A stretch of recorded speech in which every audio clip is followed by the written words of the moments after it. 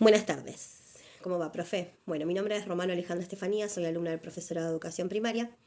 Bueno, este video es lograr hacer una síntesis sobre lo trabajado en la primera etapa de la cursada de este año 2024.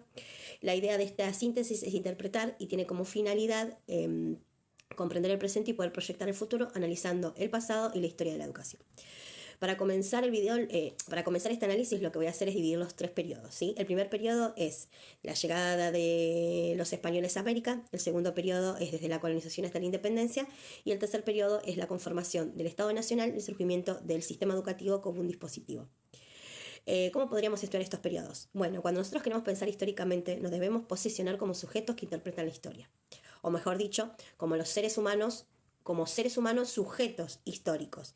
Y esto se debe a que cada uno de nosotros tenemos una historia, una trayectoria que está conformada por aquellas personas que pasaron a lo largo de la vida, pero que cada una de ellas tienen una historia y que hay que pensar la historia como una carga subjetiva. Y que este es el resultado de todos los otros que nos han conformado. O sea que es algo que se va construyendo a lo largo de nuestra vida. Y que a su vez se dan distintos contextos situados, que son atravesados, como lo venimos diciendo, atravesados con aspectos económicos, sociales, políticos, culturales y religiosos. Claramente este pensamiento no es la única verdad, ¿sí? Y que esta está en permanente construcción. Un hecho no es un hecho histórico hasta que no pase el tiempo, ¿sí? Es algo que lo vamos construyendo a lo largo de nuestra vida. Pasa algo que no debemos olvidarnos, ¿sí? Es que la historia se transmite de generación en generación y que sirve para recordar acontecimientos que pueden ser conmemorados y que traen los mismos al presente. ¿Para qué? Para no volverlos a repetir y así volverlos a repensar y mejorar y no volver a cometer los mismos errores que se cometieron. Entonces la idea es pensar la historia desde 4 ejes, ¿sí? Y hablamos de un proyecto hegemónico educativo y sus alternativas. Porque ese proyecto que tenemos en ese momento triunfó, ¿sí? Porque el proyecto pedagógico que se impuso en ese momento, que era un proceso pedagógico hegemónico, hace referencia a las nociones y a las prácticas que lograron legitimar una visión de la educación, de sus objetivos y de sus modos de llevarlos a cabo, haciendo que esa hegemonía se imponga sobre el resto, ¿sí? Pero si me quedo con que triunfó solo con una mirada, ¿sí? Tenemos que mirar otras alternativas y esas alternativas son las luchas de poderes, perdón. Por otro lado, tenemos que también tener el enfoque interpretativo, ¿sí? De ese triunfo, ¿sí? Desde lo que miramos de la parte pedagógica hegemónica. A partir de lo que uno sabe de la historia, debemos poner en escena nuestra interpretación, ¿sí? Y este enfoque es importante porque como sujetos históricos debemos explicar desde qué enfoque estoy interpretando la historia. Con qué ideología estoy leyendo la historia y la estoy interpretando. Este tercer eje es la relación entre los procesos pedagógicos globales y locales.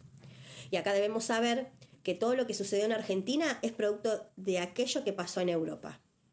Por eso ese enfoque analiza cómo los métodos de enseñanza que fueron traídos del exterior son resignificados y adaptados al contexto y a las necesidades actuales locales, ¿sí? O sea, todo lo que pasó en Argentina en algún momento de la historia fue o consecuencia o algo que se quiso traer de Europa, ¿sí? El cuarto eje habla del trabajo como fuente y archivos. Cuanto mayor cantidad de archivos y fuentes que busquemos, tanto oficiales como del Estado, le va a dar más veracidad a los datos históricos y a la información que obtenemos. Para comenzar el análisis como anteriormente dije, de los periodos, nosotros vamos a buscar el vínculo de la educación con la economía, con la política, con la religión, y cómo fueron vistos los sujetos pedagógicos y cuál era la finalidad educativa para el periodo que vamos a analizar. Siempre mirando esos enfoques. Educación con economía, educación con política, educación con religión. Y nosotros como sujetos pedagógicos, ya que la educación es atravesada sí o sí por esos factores. Para comenzar el análisis de la historia educativa desde una dimensión socio-histórica, cultural, empezaría hablando sobre la educación precolombina. Es decir, antes de la llegada de los españoles a América, el territorio americano ya se encontraba habitado por gran diversidad de culturas.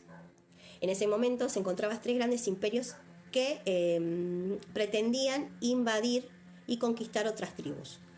Estos 3 imperios eran los aztecas, los incas y los mayas. Con ellos ya tenían una organización política, económica y cultural, y hasta religiosa, de un carácter más estructurado, institucionalizado, que se volvieron imperios, o sea, que se volvieron imperios. Sistemas educativos estructurados y que a su vez tenían una educación diferenciada para la élite y para las clases comunes, para mantener una organización imperial, si se emprendía a partir de la práctica, pero en este territorio americano también había pueblos originarios, con una gran diversidad de etnias, culturas, formas de organización a nivel político, y las cuales pasan de ser nómades a sedentarios. Se dedicaban a la agricultura y aunque todavía no habían sistematizado la educación era una educación más espontánea, a través de la imitación y de la práctica. No se encontraba la figura docente, pero sí la figura de los sabios, del anciano, del que era el más grande y que él podía transmitir sus saberes, ¿sí? En ese momento histórico las potencias mundiales eran España, Portugal e Inglaterra, cuales tenían como principal objetivo el llegar a América, expropiarse de las riquezas a través de la expansión y la de lograr la imposición cristiana mediante la eliminación de aquellos que no creían en Dios ni profesaban el cristianismo. Desde la mirada eurocentrista, estos nativos eran catalogados como desiguales, como salvajes, como inhumanos, como susceptibles de ser evangelizados. Esta evangelización que se hizo se daba por parte de la Iglesia, ¿sí? Utilizaba como manual la Biblia, existían,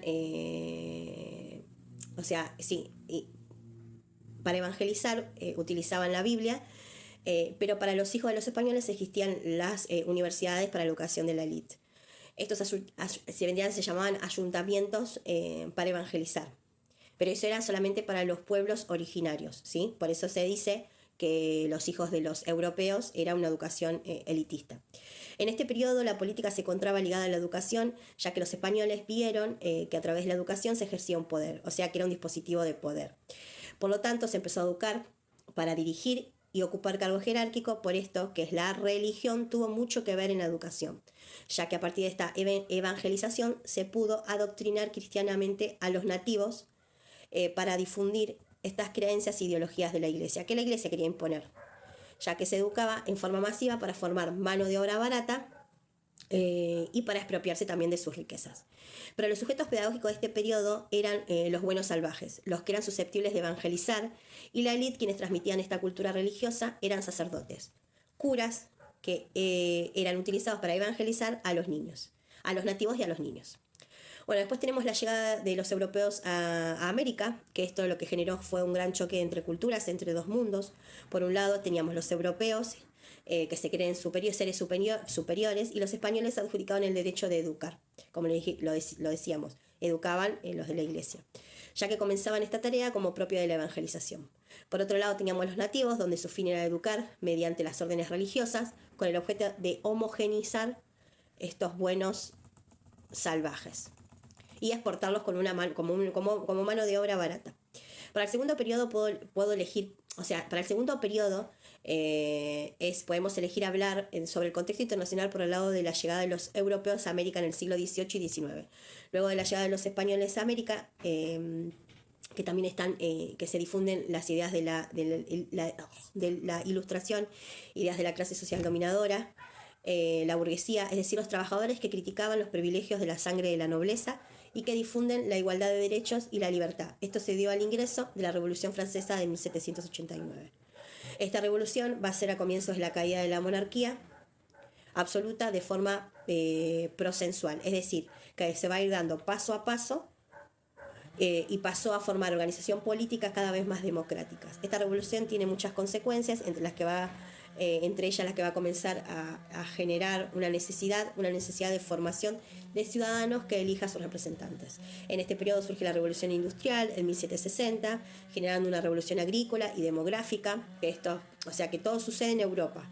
Producto de todo esto va a generar una nueva idea de comercio internacional y que va a avanzar y se va a llamar el capitalismo económico. Va a avanzar y se lo va a llamar el capitalismo económico. Es un libre comercio entre los estados, luego la Revolución Francesa y las ideas que trajeron los pensamientos de la Ilustración. Como veníamos diciendo, luego de qué pasaba en América, ¿sí? Como nosotros dijimos que todo lo que pasaba en Europa traía, o sea, adhesión o consecuencias a Argentina, en nuestro territorio estaba el Virreinato del Río de la Plata, ¿sí? Cuando llegó digamos, la información que la corona española había caído, tomada por Francia, aquí en nuestro territorio ya había un tiempo que comenzaba a circular la idea de la Ilustración. ¿Y cómo circulaba? Lo hacían a través de los hijos de los europeos que habían nacido en esta tierra, serían los criollos. Estos formaban parte de la élite, que era una clase acomodada, estos enviaban a sus hijos a estudiar a Europa, y con esos viajes donde se empezaban a conocer la idea de la ilustración, este sentimiento de independizarse y por dejar de ser colonia. Pero comienza a entrar en crisis el virreinato a partir de ahí. Podemos pensar que se desprenden dos posturas, que estaban los conservadores y estaban del otro lado los liberales. Los burgueses criollos que tenían esta idea de la Ilustración comenzaban a empujar la idea de la independencia, de formar un gobierno autóctono, propio y que se adecuaban a las necesidades de nuestro territorio, y van a pensar ideas de la revolución como grupos son los liberales, ¿no? Por otro lado tenemos tenemos a los conservadores que, sabiendo que cayó la corona española, habían comenzado a buscar otra cabeza que los respalde. Por otro lado, se analizan los vínculos entre la educación y la política, pero podemos ver que los liberales querían formar a todos los ciudadanos nacional, o sea, querían formar a todos los ciudadanos que sean nacional y que a su vez sea democrático, a través de la metodología moderna con libertad ideológica. Querían que el Estado financie una educación con una idea gratuita y obligatoria, mientras que los conservadores defendían una educación colonial, eclesiástica, y que el Estado no la financie, y por lo tanto que no sea para todos. Cuando hablamos del vínculo educación-religión, la Iglesia empieza a perder poderío. Como veníamos hablando en en el primer periodo y en el segundo periodo, la Iglesia tenía mucho poder en cuanto a la educación. Entonces acá como que la Iglesia empieza a perder ese poderío que se le había otorgado en años anteriores. Entonces empiezan a surgir nuevas perspectivas que tienen que ver con romper esas lógicas de la Iglesia. Educación laica, en ese caso con la educación laica. A nivel político, la educación es como una herramienta de control social. Por otro lado, lo que se intenta hacer es organizar el país con ese pensamiento de los liberales, o seguir con la misma lógica con diferente cabeza, que eran los gobernantes los que esa idea la mantenían los conservadores. Por el último, tenemos que saber o tenemos que mencionar a estos sujetos pedagógicos, por ejemplo, que eran los sacerdotes, que eran la Iglesia, que debían estar a cargo de la educación. Para los liberales debía ser el docente, como agente de Estado, que debía reemplazar al sacerdote. Un cambio del sujeto que aprende, para los conservadores no era toda la población. Para Sarmiento, por ejemplo, era solo aquellos que él consideraba educables. O sea, y para los liberales eran solo los ciudadanos, que eran todas las personas. Por lo tanto, la finalidad educativa puede tomar al ciudadano argentino puede formar al ciudadano argentino que sea capaz de elegir a su representante y con un consenso social a través de la educación. Continuamos con el análisis. En el tercer periodo se decidió analizar se decidió analizar es de la educación el de la educación en la conformación del Estado Nacional Argentino y en este periodo. En mi opinión, en ese periodo lo que se hizo ver en la historia argentina es, desde la mirada de la educación, nos demuestra que nuevamente, como dijimos, la historia va cambiando y como sujetos históricos va variando con el tiempo, y la finalidad es de responder ciertas demandas y necesidades sociales. La educación demuestra que está constantemente atravesada por múltiples cuestiones, como dijimos, sociales, políticas, culturales, ideológicas, de la Iglesia. Ahora no tanto, como dijimos, que perdió ese poder, que ahora pasó a estar a manos del Estado, en lo que es en la síntesis o evolución de la historia. Pero también va evolucionando de manera significativa en cuanto a la igualdad, en cuanto a los derechos y en cuanto a la inclusión. Como vimos en este tercer periodo, que es como el Estado, en la conformación del Estado Nacional Argentino, el surgimiento de lo que es el sistema educativo,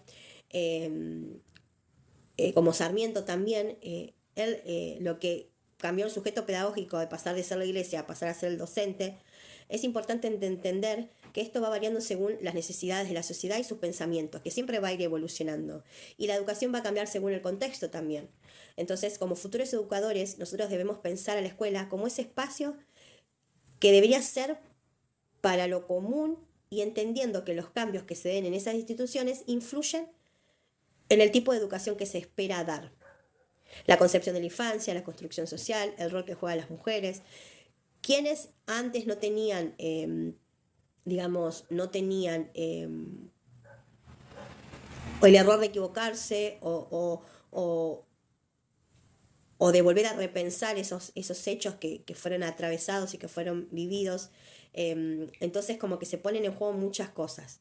Entonces dijimos, como nosotros somos sujetos, sujetos de derechos, sujetos que intervenimos en los cambios, en los procesos históricos, que interpretamos la historia, cada hecho, cada ruptura, cada resignificación, pero también tenemos que tener en cuenta que la educación se encuentra en un constante cambio y evolución, como lo dije anteriormente. Desde la mirada futura de educadora, podemos notar que aún quedan muchas cosas por hacer y que la educación debe respetar los derechos y las necesidades de los sujetos. Y que cada hecho, así como Sarmiento, que trajo ideas digamos, las docentes normalistas, de toda esa influencia de Europa, de todas cosas que obviamente se tienen que modificar y tienen que ir evolucionando porque todo esto se va adaptando a las necesidades de nuestro país, de nuestra sociedad. Entonces, promoviendo la educación debe respetar los derechos, el pensamiento crítico, recalcando la importancia del derecho que tiene el estudiante, que tiene el profesor, la importancia de los estudiantes de la simple idea de aprobar o no aprobar, sin necesidad de interesarse de su propio aprendizaje, simplemente repitiendo y memorizando. Entonces nosotros tenemos que lograr que eso, revertirlo, cambiarlo, promover una enseñanza y una educación que enseñe a pensar, que enseñe a interpretar y darle resignificado a los hechos históricos que pasaron en nuestra educación argentina. Bueno, espero que este video pueda servirles de síntesis de esta nueva